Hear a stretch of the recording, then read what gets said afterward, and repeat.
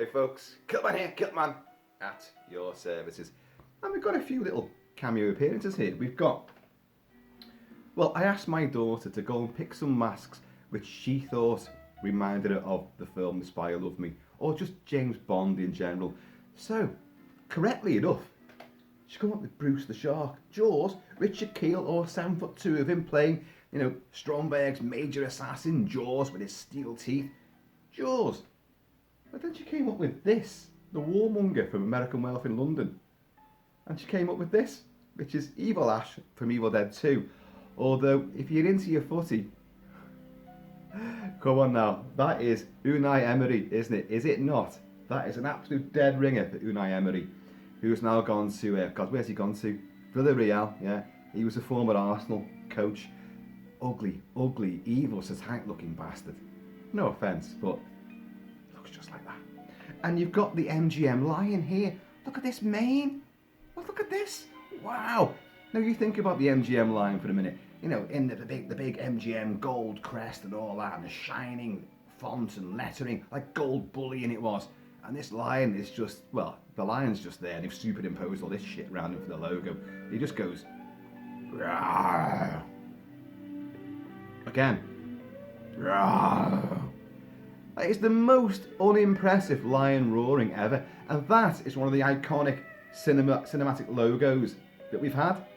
Oh, the MGM lion. Oh wow, look at it go. It's really, really lackluster. You watch it next time, it's just like, oh, we're gonna do this. It's not roaring, it's yawning, and they've just overdubbed the sound of a roar on top of it.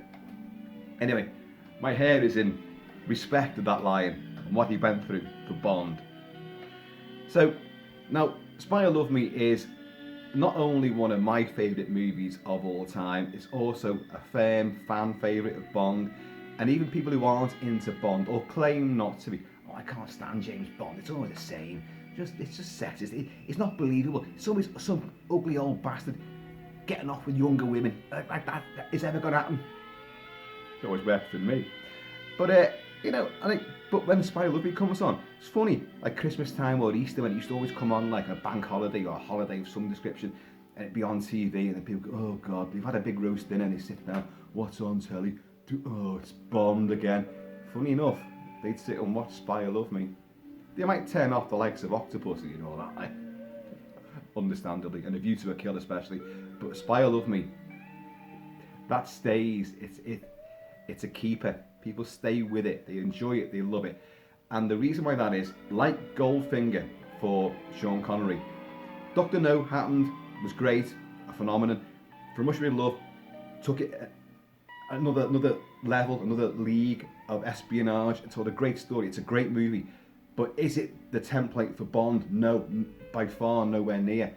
But Goldfinger set in place in gold, stamped in gold bullion, because it's Goldfinger. Gadgets, action, girls, a superb villain, great one-liners and set pieces, and a big battle at the end. Everything was there, and that was the template for what Bond would then move into. That's what audiences would expect. Now, when Sean Connery bows out, we had Lazenby on Her Majesty's Secret Service. I struggle saying that. It's my favourite Bond film as well, and I can't ever say the title properly. On Her Majesty's Secret Service. Well done, thank you. A round of applause, if you please. Just can't get the audience these days, can you? That is still my favourite, but for a lot of different reasons. And then, of course, that wasn't successful enough, and Lazenby stupidly walked. Didn't want to get typecast as Bond, idiot. But because what else did he do? And then you bring in Roger Moore. Well, you bring in Sean Connery again for Diamonds Are Forever, which is actually a very, very poor movie, I think. Got some great moments in it, but it's by far one of the lesser movies, I think. But, great score from John Barry. And this is what this video is going to be all about, really. The score to Spy Who Loved Me. So then what happens is, like, Connery walks, Roger Moore comes in, Live and Let Die, I've discussed it. A radical change, a whole new guy, and just a different sort of thing. John Barry's not on board to score it. We'll come on to all this. So it sounds different, it looks different, it is different, but it works. Then The Man with the Golden Gun comes out, John Barry's back on board for that phenomenal score. But the film, people don't like it. People just, cause it's very low key. Man with the Golden Gun is a very small story. It's a very personal story. It's just a feud, a rivalry. But there's not much in the way of, there's some stunts and chases and action, but the body count's absolutely minimal. But I love the movie. So I like it, but the Broccoli's and MGM and Eon realised that's not working for us. Let's go back to what made it work back in the 60s. And what was the catalyst? Goldfinger, where everything came together. So for Roger Moore, the one where everything comes together beautifully, perfectly. Guns, gadgets, girls, fabulous bad guy, big sets, a huge big battle at the end, a preposterous over-the-top story, great cars, great stunts, great set pieces, great villains. I mean, you've got Richard Kiel, well, as I say, Jaws, or 7'2" of Richard Kiel, with those bloody big, horrible, friggin' wicked stainless steel teeth on him, which apparently caused him so much grief because he hurt so much when they were on, that every time you see him, he's meant to smile or do a sinister leer or just a frown, like, oh, Bond's got away again, damn it. Dusts himself off, straightens his tie, like, I'll get him next time, But then the second, cut, get them out, because you did absolute agony wearing them every time. So everything comes together in The Spy Who Loved Me. You get a great score, but it's not John Barry, but the score is brilliant.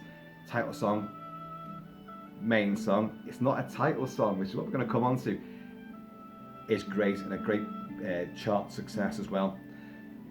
Roger Moore really comes into it and owns the character. The one-liners are great. No jokes fall flat. Everything works.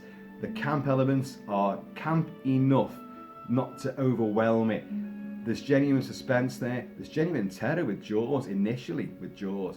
Certainly he is a formidable opponent. And then, you've got the overblown action and just set piece roller coaster ride. It all works. So, as I say, this is such a big movie for me to discuss that I'm going to break this up. I'm going to have to do 2 videos, and this video, which you're watching right now, is about the music. Yes, it's a nice way into it, but I'm going to talk about the movie whilst talking about the music. So, and I'll do a proper full-blown review later on for it. And I don't mean later as in, the 12th of never. No, I mean either today or tomorrow I'll do the full proper review of the movie. But for now, let's just talk about the music. Now, as I said, John Barry, who is the mainstay, or had been the mainstay of Bond, and for all of us major fans, he is the musical name of James Bond is John Barry. JB's, it's all JB's. Hang on a second. Dear. I talk so much, I've got to get some liquid intake as well to cool me down. Yes, of course, it's whiskey. There's no vodka martinis here. None of that pussy ass shit there that MI6 drink. No, proper hard fire water, that's what I drink. So, John Barry is a tax exile by this stage from the UK. As many celebrities and superstars have discovered that they just, they couldn't afford the tax bills, and plus they didn't fucking want to pay them. No, I'm bigger than that. Joe Public can pay all his tax, but I'm not. I've earned this properly. So off he goes to his second home in Mallorca. Some would say Majorca. I say Mallorca. And but he's on the actual the scripts, the early scripts of the movie that when it came out. His name was on there as well. So he was Lewis Gilbert, who directed it, and all the Broccoli's involved, and every other bit of vegetation that was involved in it too. They all wanted John Barry because they thought, we can still work on this, we can get him to do the score. But then they realised, no, we're going to have to score it in London, record the score in London. Well, Barry couldn't come back for that, he couldn't come back to the UK. Shit, so he's off then, right. So they turned to another popular composer, but his films were anything but the sort of thing you'd expect. He did comedies and romance and that sort of thing. Very, they always his scores and music was always recognised. Very popular. Marvin Hamlisch, or Hamlisch, how do you pronounce it? He comes on board, and he was a bit surprised, I think, probably to get this sort of gig. A big, it's Bond, and with Bond you've got to think big, you've got to be bombastic, you want a huge orchestra. And as he's always said, and what we know about Bond movies is that it doesn't matter what you want, you'll get it, because they will just throw money at a production like this. Oh, you need a 100-piece orchestra? Get 110. It's an extra 2 million. Go on, bring them in.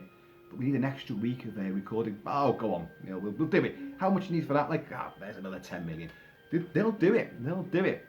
And so he has a huge orchestra, but the score he comes up with is one of the shortest scores of any of the Bond movies. And his action cues comprise mainly of tiny little snippets of music, just 30, 40 seconds, maybe a minute and a half. That's not much at all. So when the album got released, because all the Bond movies, they know that the album will sell as well. Way back from Russia with Love, they knew the music of Bond was a big seller as well. You wanted a great title song and you wanted a great score. Put that together on a proper album, that's going to sell as well. Release the title song as a single and you've got it. More and more money coming back. So, and his score is mainly little tiny snippets. You're hearing it now, and I'm going to go on to some of the major bits, because in another departure for a Bond movie, the score here, it's not John Barry, but we'd had that with Live and Let Die anyway. John Barry had a massive bust up with some of the producers, not the Broccolis, but some of the producers of Bond, and he said, I'm not bothered with this anymore, forget it. The tax reasons were also kind of creeping in at that time as well, I think, but he walked for personal reasons. But he was never, out of the family. They always wanted to bring him back. So of course he came back with Man with the Golden Gun. Live and Let Die, Paul McCartney. I did discuss all this as a previous video on Live and Let Die and the music, so have a look at that one. But he's back on board for Man with the Golden Gun. This time, tax reasons, he can't come back to England, but also he's got a busy slate ahead of him anyway, so he's going to be busy. So Marvin Hamlisch comes in, and they're trying to work out, look, so The Spy Who Loved Me, Ian Fleming's book, right, all the films so far have had their song, their title song released as a single has always been the same title as the book, same title as the movie.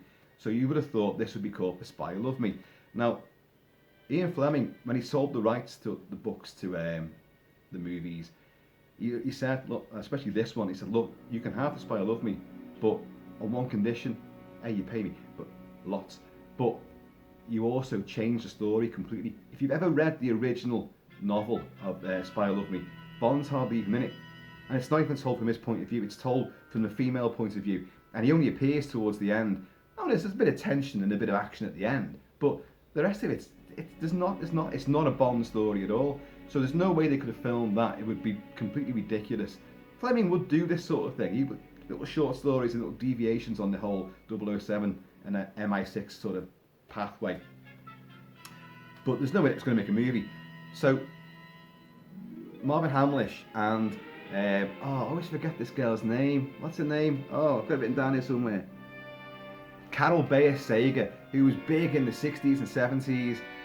She and him wrote the lyrics. He wrote the music, she wrote the lyrics to the song. And the song is not called The Spy Who Loved Me. It's called, come on, you know it, Nobody Does It Better, which is a brilliant title because it's about Bond. Again, it's told about Bond. It's a song about him. Nobody does it better because nobody can. But there is the line in there, with heaven and earth above me, the spy who loved me is keeping all my secrets safe tonight. Yeah, I can't sing. Wait till I finish this bottle though, you'll hear some singing then. So will the entire neighbourhood. Oh dear. And the song is tremendous. Now, we're going to play it now. You know it. The title sequence is fucking preposterous. Bond comes bouncing in on a trampoline, and it's Roger Moore doing it as well. It's one of the few to use the actual Bond actor's face in the Maurice Binder sort of choreographed animation and weird sort of psychedelic title sequence. But you've got these almost naked, they're topless certainly, women in silhouette who are doing athletics on gun barrels, very phallic gun barrels, and nipples are really erect and all that. And even though it's tinted blue or red or whatever, you can see those chesticles. And you've got to think about that. They really push that a bit there, I think. Now, don't get me wrong, I do love titties. I love the entire kit and caboodle of the female form. I love guns too, so I'm pretty much in heaven watching that sequence. But you're kind of thinking, come on, these are PG-rated movies. That's being really rude, especially when they're using gun barrels as like the pommel horse, and they're astride these things, and the bums are up in the air. I know I'm going off on one here, but it's, you know what I mean. I love it, but it's uncomfortable. When you were a kid watching this Christmas Day or whatever, or when you went to flicks to watch it and you went with your mum and dad and your family and this comes on, uncomfortable moment. He says, shuffling in his kilt. Oh yeah, I am wearing a kilt. There you go. It's the MacLeod. But the song is great. It's a slower, more romantic, more sensuous ballad. And it's sung by Carly Simon, who was a big star at the time, a pop star, had several hits, under her garter belt at the time. So Carole Bayer Sager wasn't never going to sing this. It was always Carly Simon who they wanted to do it. Makes me feel sad for the rest. It is great. That's a kind of chauvinistic sort of arrogance there, that Bond is the best. All you other action movies, I feel sorry for you. You can't compete with us. And in a way, that's carried on. Now with Daniel Craig now, will we ever get to see No Time to Die?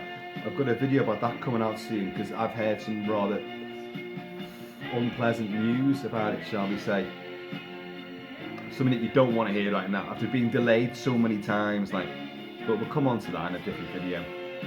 But the Daniel Craig tenure has upped the action and the violence considerably, so it can stand on its own 2 feet alongside other action franchises. Or John Wick goes way beyond, and John Wick is fucking amazing.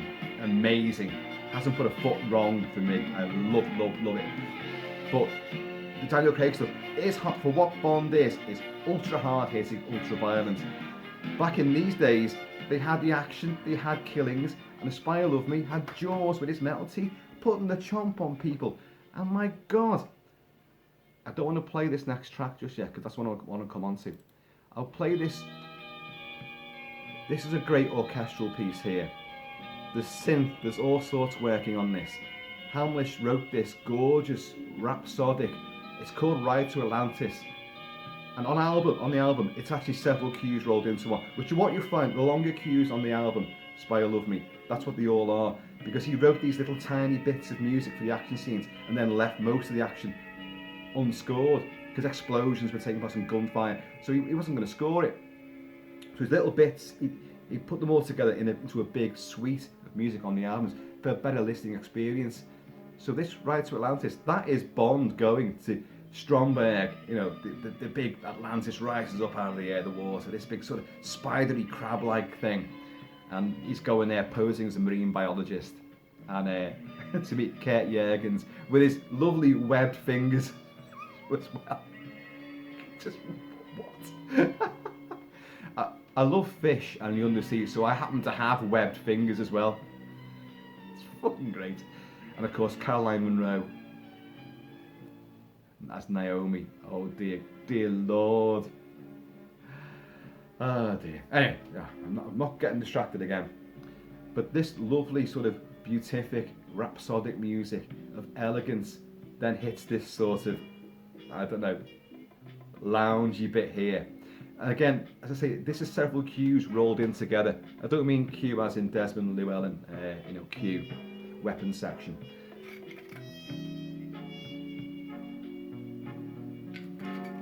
It's lovely, lovely music.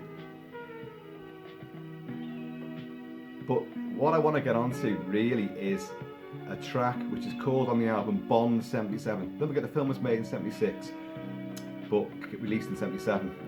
And sadly, its music, its score and its original song, though he does it better, were both up for Oscars and Grammys. But in the Oscars, the Academy Awards, both lost out. John Williams and Star Wars scooped the best original score. Forget who got the best original song, but at least they were nominated. Listen to this though. There's a much bigger orchestra playing there than you think. Again, to my ears, it sounds very much smaller than the big John Barry wall of sound. But he actually had 102 piece orchestra at his disposal, Marvin Hamlisch.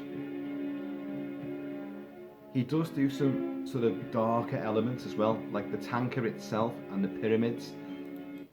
You know, when Bond, he has to go and meet Fakesh. He always sounds like Fagash to me. And he goes to, he's met Sandor, who's, Stromberg sends out 2 henchmen, Jaws at 7'2", and the little baldy, but he's in Hammer movies as well. He's actually quite a formidable opponent, and he's great. And I've forgotten what his real name is now, but he's the guy that has the fight on top of the house. And Roger Moore, Roger Moore's fights, although you can always see the stuntman used, but in the earlier movies, Roger Moore's involved in a fair bit of it as well, which makes it a bit more upsetting that you see the stuntman as well. You think, but hang on, Roger, you could have done that bit as well.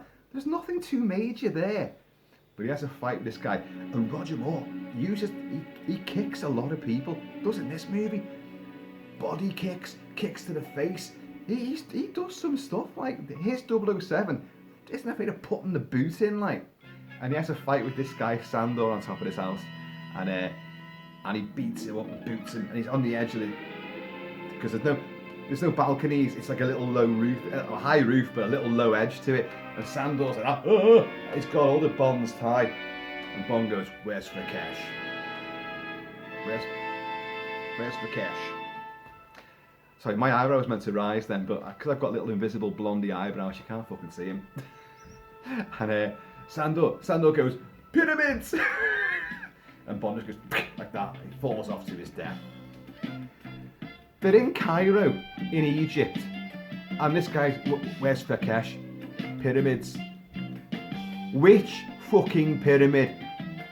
This country's full of them, for God's sake, you know. Can you be more specific?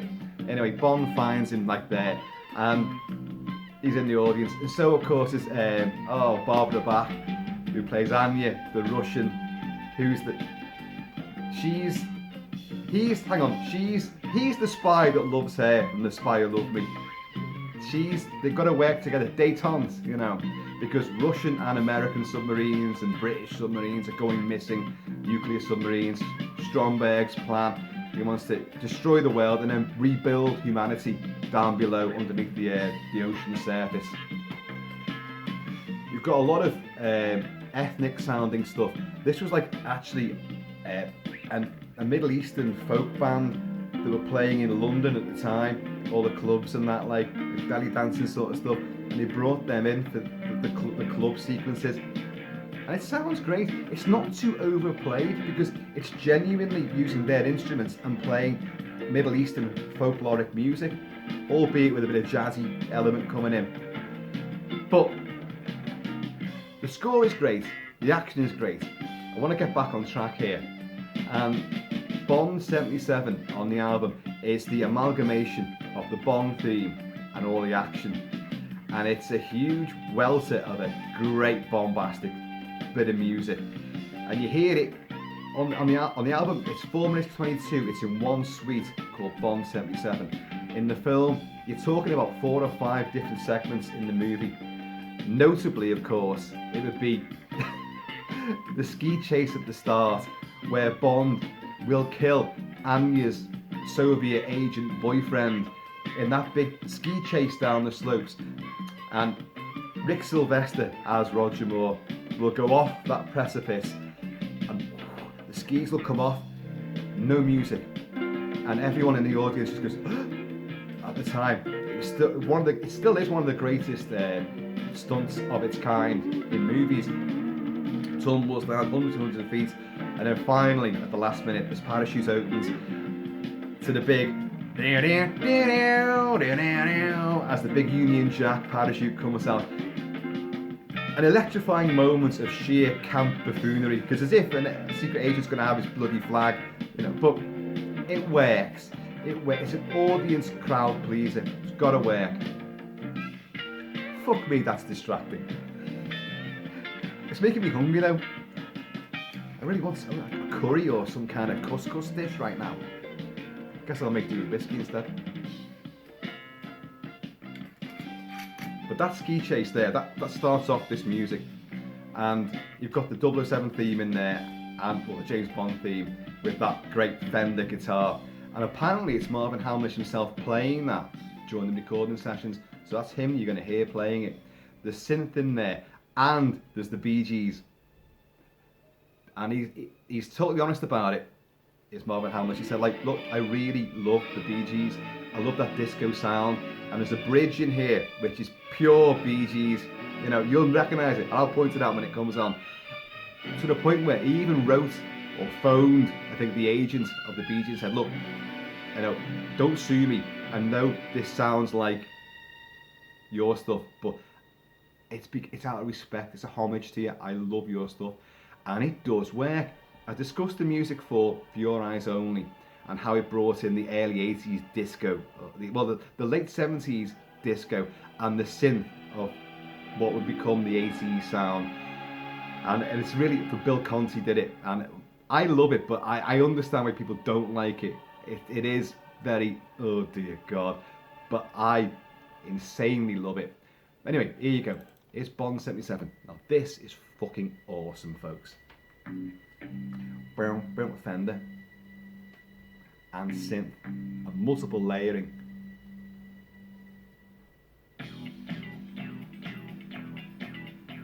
So Bond in his bright yellow ski suit and red backpack on him.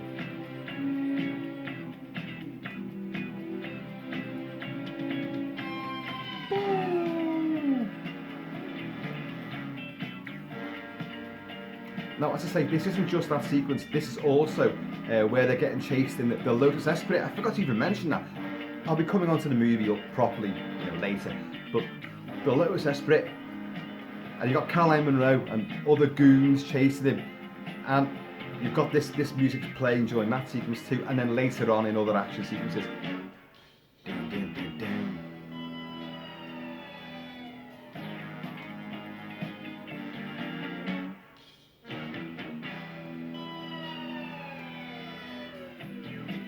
Listen to this. I don't think it sounds better than this, and that's going with John Barry as well. Listen to that.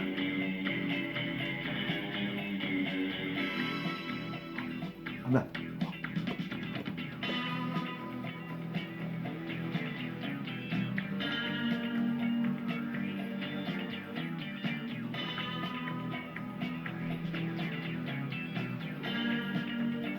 That ski bit's only a short sequence. It's only about 2 minutes. Later films, even A View to a Kill, the ski sequence that started that, I think is sensational. Well, since when could Roger Moore do like proper snowboarding? When did MI6 train him in that? Bee Gees!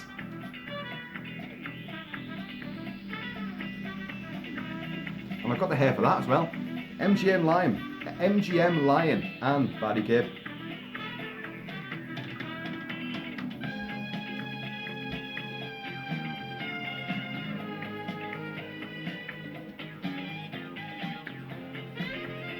So you've got like saxophone, you've got bass clarinet, you've got guitars, you've got synth going in there. And synth at this time, synth had been used a lot, but it was still, in mainstream movie scoring, it was still not the done thing. John Carpenter would massively bring that in right after this. Assault on Precinct 13, and then obviously Halloween.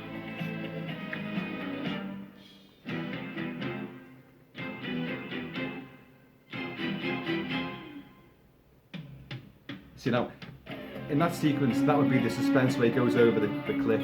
That was filmed just above the Arctic Circle in the northern wilds of Canada. That cliff he goes off. Rick Sylvester.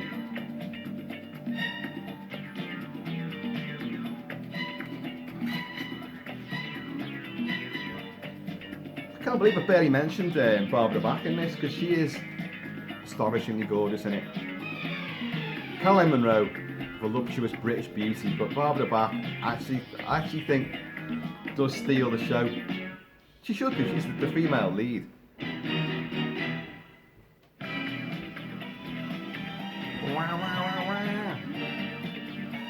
So you've got the brass coming in there as well. Where's a treat?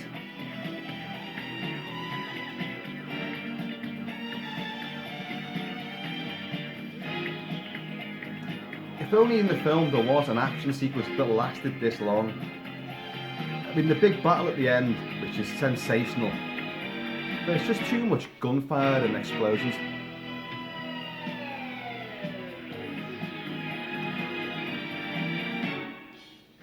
So you've actually got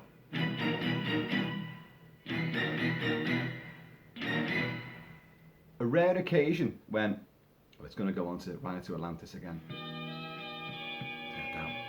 You've actually got a rare occasion now where, being a score lover, I can appreciate why the composer didn't put more music in. He thought, look, I can't compete with those explosions there. That's not my style. He's not John Barry. He's not Jerry Goldsmith. He's not John Williams. He's not James Horner. He doesn't overlap the action or help accentuate it. He'll build it up and then let the gunfire and explosions take place. I can't compete with them. I won't even bother trying. And I admire that.